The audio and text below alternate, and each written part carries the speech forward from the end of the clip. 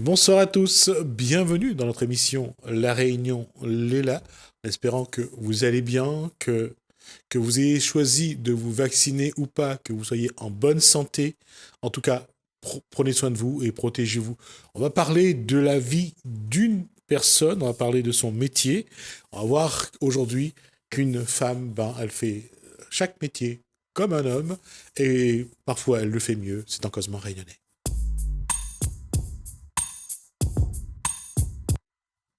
Bonsoir Sabrina Francisca. Bonsoir. Alors, conductrice de taxi. Exactement. Ça me fait toujours sourire de ça parce que je connais quelques taximans et parfois ils ont des comportements un peu particuliers. Oui. Qu'est-ce qui a amené Sabrina à devenir taxi? Avant tout, mon amour pour la route. J'aime conduire. Depuis toute petite, mon rêve était de conduire. Et sitôt dit, sitôt fait, 18 ans, 9 jours plus tard, le permis en poche, je me suis dit qu'il faut que je fasse un métier sur la route. Vous avez passé votre permis dès 18 ans? Oui, j'étais en conduite accompagnée de 16 ans à 18 ans. Vraiment, tenir un volant, c'est un... Ma passion. Pas la vitesse, le volant, la route. J'ai jamais Rouler. fait de... Rouler, c'est ça. Voilà, rouler. Jamais été passionnée par la vitesse en elle-même, genre du rallye, etc. Mais rouler, la route. Et comment, comment l'adolescente qu'a été Sabrina regardait une voiture? C'était, j'allais dire, un outil de liberté. Pas du tout. Plus comme un objet qui ferait partie de toute ma vie, dès lors où j'aurai les quatre membres mobiles. J'aurais quoi? Les quatre membres Ah, d'accord, les quatre membres mobiles. valides. Mais comment, comment l'adolescente a apprécié la voiture? C'est papa qui conduisait ou c'est maman? Papa, mais il a commencé à conduire très tard dans ma vie. J'avais 10 ou 11 ans quand il a commencé à conduire. Mais ceci dit, toute petite, j'ai été le garçon de la famille, on va dire. Dans une D'accord. famille de quatre filles, j'ai été le garçon à jouer tout le temps avec des voitures. Et je savais que en grandissant, j'exercerais un métier sur la route. Et la question, est-ce que quand on est adolescente, on adore les voitures, on commence déjà à dire que le métier que je ferai plus tard, ça sera derrière un volant? Oui, oui, oui. C'est ce que je me disais tout le temps. Les parents voulaient que je fasse de grandes études, hein. Ils rêvaient de me voir autrement. Mais moi, je savais que c'était sur la route. Il y avait conducteur d'ambulance, J'ai de exercé camion, de... Également fait ambulance? ambulance avant d'être conductrice de taxi. Alors, juste pour s'amuser, alors le permis a été obtenu à quel moment, à quelle date? 5 jours après mon anniversaire, des 18 ans. D'accord. Ça c'était vraiment important, hein. Oui, Et qu'est-ce qu'on ressent quand on obtient ce papier à l'époque? C'est toujours le papier rose ou c'est autre chose? toujours papier rose. Papier rose? Oui. Qu'est-ce qu'on ressent à ce moment-là? Ouh, un rêve réalisé. À commencer à réaliser les autres, mais un rêve déjà réalisé. C'est peut-être un peu un personnage que je vais dire, mais peut-être ne me regarde pas. Il y avait plus d'affection pour le permis de conduire que pour l'individu qui vient dans votre vie. Oula, c'est pas comparable. Ce n'est pas comparable. C'est pour ça que je dis que c'est un peu impersonnel. Difficile à y répondre, cette question. D'accord. Mais la question, encore une fois, je reviens là-dessus. Oui. Quelle a été la première voiture? Une Fiat Tipo, Ah, qui peut-être n'existe plus, je sais pas, mais je l'adorais celle-là. J'ai demandé à mon papa de ne pas la vendre pour moi. C'est ce qu'il a fait. d'accord. Et aujourd'hui, vous en avez fait quoi vous l'avez revendu? Ah oui, oui, oui, oui, oui. À force de tomber en panne, oui, je l'ai revendue. Oui, c'est vrai que pour passer une voiture, après retrouver des pièces et la réparer, c'est pas simple. À l'époque. Ouais. Parce que maintenant, avec le métier que je fais, je me retrouve à presque tous les mois à changer des pièces d'usure et que... D'accord. Alors aujourd'hui, votre métier, c'est donc vous êtes conductrice de taxi. Exactement. Ça a commencé à quelle année? En quelle année? Eh bien, dans la société d'ambulance où j'étais, j'ai commencé à exercer en tant que conductrice de Vous aviez taxi, quel âge? 24 ans. D'accord. Et en 2012, j'ai eu l'opportunité de faire l'achat d'une licence à l'aéroport. D'accord. L'autorisation de stationnement, c'est comme ça qu'on appelle. J'ai eu la chance d'acquérir l'autorisation de stationnement numéro 1 à l'aéroport. Et c'est là où vraiment je me suis sentie voler de mes propres ailes, si je puis dire, mais tout en roulant sur la route, bien sûr. Et ma passion pour ce métier est venue petit à petit. Ça s'est installé dès lors où j'ai commencé à travailler pour moi-même et qui plus est à l'aéroport avec des touristes, avec des bons collègues. On est à 28 à l'aéroport, je suis la première, mais le numéro ne compte pas, bien sûr. Mais ceci dit, dans mon cœur, je suis la seule femme. Et donc, je porte beaucoup d'intérêt à ma place à l'aéroport. Et ça, c'est une parenthèse. Et je ne vais pas créer de polémique, parce que j'ai eu l'occasion de discuter avec quelques conducteurs de taxi de l'aéroport. Oui. Je dis pas qu'ils sont tous machos, hein, c'est pas vrai. Il y en a qui sont bien. Et comment on gère justement avec ces garçons parfois qui ont un peu un comportement macho? Écoutez, comme dans toute ma vie, j'essaye de trouver du positif partout. Ce qui fait que dans mes collègues de l'aéroport, je ne vois que du positif. D'accord. Des hommes qui ont un certain âge par rapport à moi, mais très respectueux, qui demandent à être respectés, qui font ce métier avec goût et passion comme moi-même, et surtout qui m'ont mis à l'aise, qui m'ont accueilli vraiment à bras ouverts, parce que je fais partie des derniers arrivés, alors qu'eux, ils y sont depuis des années. Et ce sont des très bons collègues que j'ai à l'aéroport. D'accord. J'élimine le côté négatif, le côté macho. La- Qu'est-ce qu'on découvre quand on a, vous aviez déjà un âge quand vous êtes arrivé ou pas à Oui, l'aéroport? je rentrais de la trentaine. J'avais D'accord. fini les Vous avez 30. déjà un regard sur la société. Comment est-ce qu'on découvre ce milieu-là? Parce que là, c'était vraiment un milieu masculin. Masculin est différent de là où j'étais. Parce en exerçant le métier de conductrice de taxi dans une société d'ambulance où l'on ne fait que des transports de patients, et qu'on arrive à l'aéroport où on a affaire à des touristes qui parlent toutes les langues, où il faut se débrouiller avec le peu qu'on a et avoir le charmant sourire de ces touristes justement pour voir qu'on est quand même dans un milieu où on se plaît. Il fallait vraiment s'adapter assez vite. Et à l'âge où je suis arrivée, c'était plus ou moins facile pour moi de m'adapter à mes collègues, aux nouveaux clients, au personnel de l'aéroport qui sont super gentils et puis à l'environnement aussi. Parce que quand on est posté à l'aéroport, c'est pas la même chose que de rouler en perpétuel sur la route. Et puis, il y a une différence entre conduire des personnes malades et de conduire des gens qui arrivent avec le sourire, avec le plaisir de... Effectivement. C'est pas le même regard. Oui, c'est un autre échange. Il faut s'adapter mentalement et puis adapter sa conduite, s'adapter physiquement. Et puis, comme je dis tout le temps, être un caméléon dans sa tête, pouvoir changer à tout bout de champ. Au bout de ce temps que vous travaillez en tant que conductrice de taxi, qu'est-ce que ce métier, ce nouveau métier finalement, vous a permis de découvrir? Ben, tout d'abord, la patience. Pourquoi la patience? Comme je vous dis, il faut s'adapter à toutes sortes de personnes. Quand vous avez des touristes qui arrivent, qui vous traitent comme si vous étiez le dernier corps de métier qu'ils auraient eu à faire à l'aéroport, ou sinon quand vous avez des touristes qui rechignent un petit peu pour payer, sachant que les tarifs, ce ne sont pas nous qui les faisons, mais c'est des tarifs préfectoraux, donc il faut s'adapter. Il y a plein de moments où il faut savoir s'adapter. Ce métier m'a permis vraiment, à l'aéroport, je veux dire, de vraiment me changer mentalement.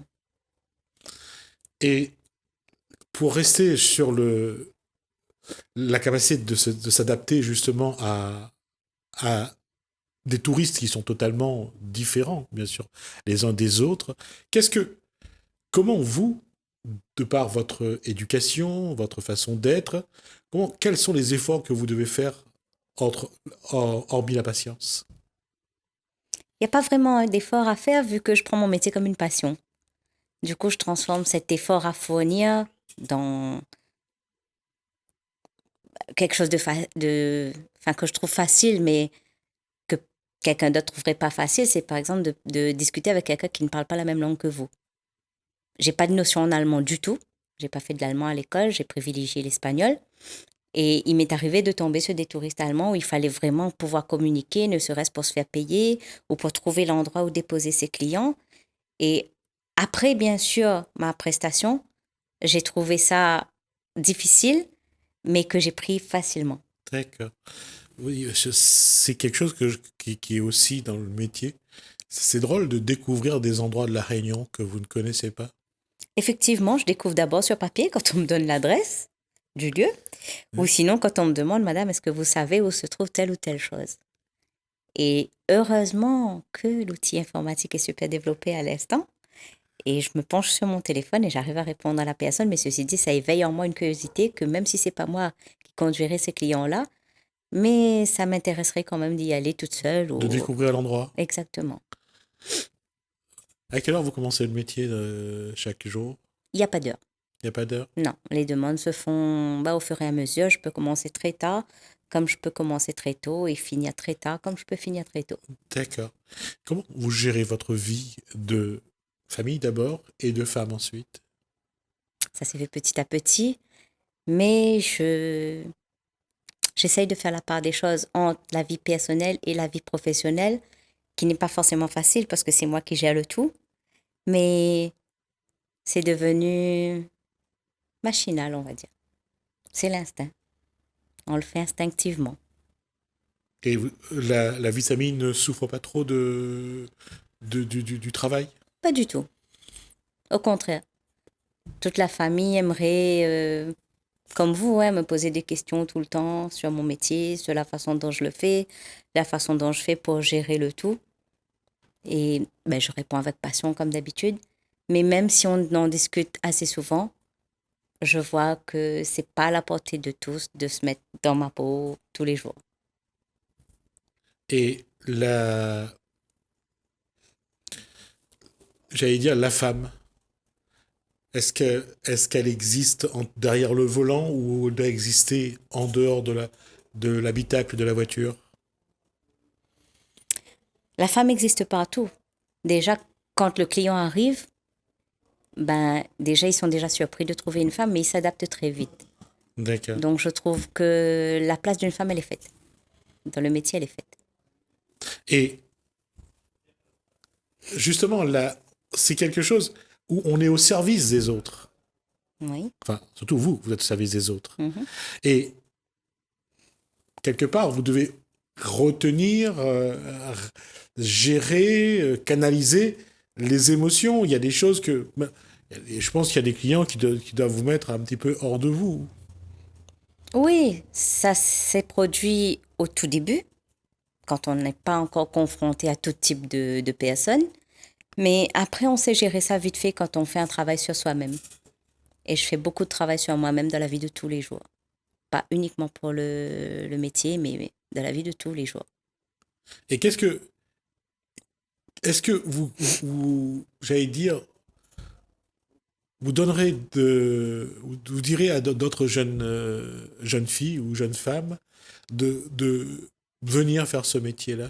Oh oui, il manque de femmes dans le métier, dans le sens où maintenant, c'est comme pour les bus, hein. Ça a été ouvert aux femmes. Et dans les taxis, on en voit, mais c'est madame de monsieur, quoi. Monsieur, il est déjà taximan et c'est madame qui exerce maintenant, ou la fille. Mais des personnes étrangères qui ne connaissent pas le métier, des filles, j'en encourage tous les jours. D'ailleurs, je fais jury pour la partie pratique des examens de taxi à La Réunion. Et plus ça va, plus je vois des filles et plus je suis contente, je les encourage parce qu'il manque de femmes dans le métier. Cette question va vous paraître peut-être un peu étrange, mais qu'est-ce que la femme, avec sa façon d'être femme, apporte à ce métier? Déjà au niveau de la conduite en elle-même, la base du métier, les femmes ne conduisent pas comme les hommes. La conversation n'est pas la même qu'avec les hommes. La patience, la douceur, la prise en charge, on appelle ça comme ça de notre métier, la prise en charge n'est pas la même, la même prise en charge d'un homme qu'une femme. La prise en charge, c'est le premier contact que vous avez avec le client, patient ou client. D'accord. C'est vraiment très épisodique ce que je viens de dire. Je ne parle pas de la profession, je parle d'un individu qui m'a fait des confidences. Il y a un ou deux chauffeurs qui aiment bien, quand c'est une jolie femme, draguer la cliente. Pour une femme, c'est quelque chose qui peut être envisagé qu'une femme drague un beau client qui est assis derrière? Pas du tout. En général, on se fait draguer. Ah, d'accord. Mais draguer les clients, non, parce qu'on ne les connaît pas. C'est les Mhm. premiers contacts, on ne les connaît pas, on n'a pas suffisamment de recul. Donc, draguer, je pense que c'est pas le conseil que je donnerais à une femme qui devrait exercer ce métier. Je le fais pas moi-même, mais je donnerais pas ce conseil à quelqu'un. Et c'est un petit peu je veux dire, c'est ce côté à chaque fois nouveau quand un client entre. Vous avez le temps de la course pour, à la rigueur, échanger, parce que tout le monde n'échange pas, bien sûr. Mais quand ça se met en place, ça peut être, j'allais dire, des informations qui sont intéressantes, ou ça peut être une bonne ambiance. Oui, tout est bon à prendre. Je veux dire, tout le temps qu'il y a du positif dans la conversation, tout est bon à prendre. Mais le trajet n'est pas suffisant, surtout à la réunion, pour connaître une personne assez profondément. Que ce soit un couple, que ce soit un groupe, que ce soit une personne tout seul, le trajet n'est pas suffisant pour connaître au moins la personne en profondeur. Du moins là, on devrait le connaître pour pouvoir le draguer. Mais le premier contact est quand même important. Oui, ah oui. Parce que lui, enfin, le client ou la cliente qui revient peut, peut vous réclamer aussi. Effectivement, on peut fidéliser certains clients ou clientes, ou groupes de clients, tout comme on peut les voir une fois dans votre vie et puis Il traverse la vie. voilà, vous apporte quelque chose quand même. Tout client vous apporte quelque chose, mais pas tous reviennent. D'accord. Professionnellement, votre vie, c'est ce que vous voulez. Oui, D'accord. Est-ce que ça a empiété sur votre vie privée? oui. Il fallait faire un travail, il fallait séparer les deux, mais j'y suis arrivée et je suis contente de là où je suis. D'accord. Mais pour le travail, on parle. Oui. Et pour votre vie privée? Pour ma vie privée, mon travail n'empiète pas dans le sens où je ne peux pas faire participer la famille. J'y vais seule et je reviens seule. Ce qui s'est passé dehors, c'est passé dehors de la voiture. Ce qui est passé dehors reste dehors. Voilà, ce qui se passe à la maison reste à la maison.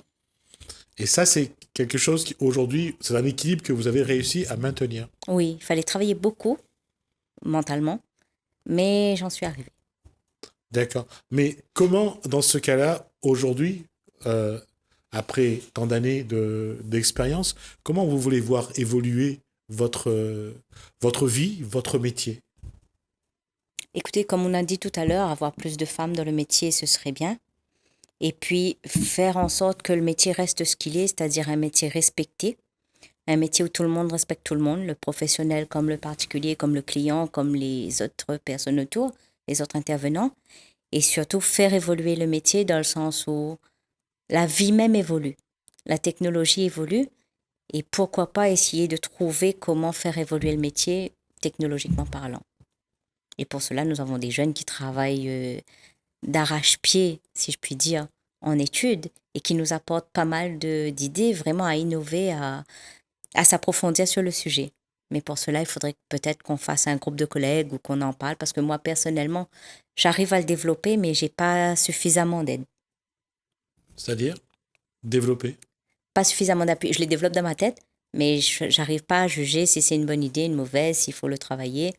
Et les jeunes que je côtoie, qui sont en formation actuellement, ces jeunes-là me permettent de voir la vie autrement, la vie de taxi, de conductrice de taxi autrement. C'est une question d'approche, de psychologie. Pardon? La vision que vous avez, Oui, c'est la vôtre. oui, C'est en fonction de ce que vous êtes. oui, D'accord? oui. Donc c'est bien la façon que vous avez de déterminer ce que vous avez envie, ce que vous avez envie de faire. Comme vous dites, c'est mon envie, Ouais. mais j'aimerais le partager pour voir si c'est une bonne idée ou c'est des idées à remanier ou carrément à oublier. D'accord. Mais comment vous allez le faire pour le proposer aux autres, pour échanger? Ben, essayer de faire intervenir des collègues, essayer de faire intervenir les anciens, parce que comme je vous ai dit tout à l'heure, moi je suis plus ou moins nouvelle dans la profession, mais nos anciens ont pas mal de choses à nous apporter, notamment pour essayer de concilier les nouvelles méthodes et les anciennes. Et ça, on sent les frictions par moment entre la nouvelle génération et la génération d'avant. Oui, on sent cette différence, ce décalage, mais tout tend à généraliser tout ça, c'est-à-dire à actualiser nos diplômes que nous avons, à essayer d'améliorer justement les parties où nous avons des lacunes dans notre formation professionnelle. Et puis, bon, plein de choses sont à rediscuter, quoi. Comment vous actualisez la façon de faire? Comment ce métier doit évoluer? Comment vous voyez cette évolution-là? Déjà au niveau de la réglementation. Nous avons une réglementation qui détermine notre métier en elle-même, les tarifs, et tout ça, c'est à mettre en œuvre en fonction de là où on est. La réglementation de métropole, par exemple, n'est pas la même qu'ici. La Réunion est un petit département. La réglementation de métropole est tout autre que la nôtre. Les aéroports, par exemple, ce qui me concerne moi, l'aéroport de Paris, par exemple, n'est pas le même aéroport qu'ici. C'est pas la même chose du tout. Non, c'est sûr. Du coup, il faut tout revoir, mais progressivement, pas d'un coup. L'évolution se fera. Quel est votre... S'il y a un rêve, c'est quoi votre rêve pour les années à venir dans ce métier? Voir plus de jeunes et plus de femmes dans le métier et changer peut-être les mentalités au niveau des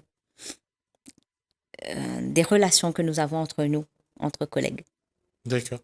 Les relations humaines, c'est ça qu'il faut avant tout privilégier. Humaines et professionnelles. D'accord. Vous allez prendre un taxi de la Réunion même, hein, dans le sud et un taxi dans le nord. On n'aura peut-être pas d'échange. Ce sera bonjour, bonsoir, mais il n'y aura pas d'échange. Il faudrait avoir une formation pour avoir, je dirais, pour essayer d'avoir un comportement unique, professionnel. Je dirais pas une formation, mais je dirais pas non plus des regroupements, parce qu'à l'heure actuelle, on ne parle même pas de regroupement. Ouais. Mais il faudrait peut-être qu'entre collègues, on organise quand même des retrouvailles, des réunions sur des thèmes qu'on puisse aborder et qu'on puisse faire connaissance et un échange, quoi. Je privilégie les relations quand même. En tout cas, on aura découvert une conductrice de taxi qui est Sabrina, donc Francisca. Ça a été un plaisir, en tout cas, d'échanger. J'espère qu'on aura l'occasion de revenir et de voir un petit peu comment ça a évolué d'ici là. Merci, en tout cas, pour cet échange et pour ces informations. Nous, on marque une pause. On se retrouve juste après.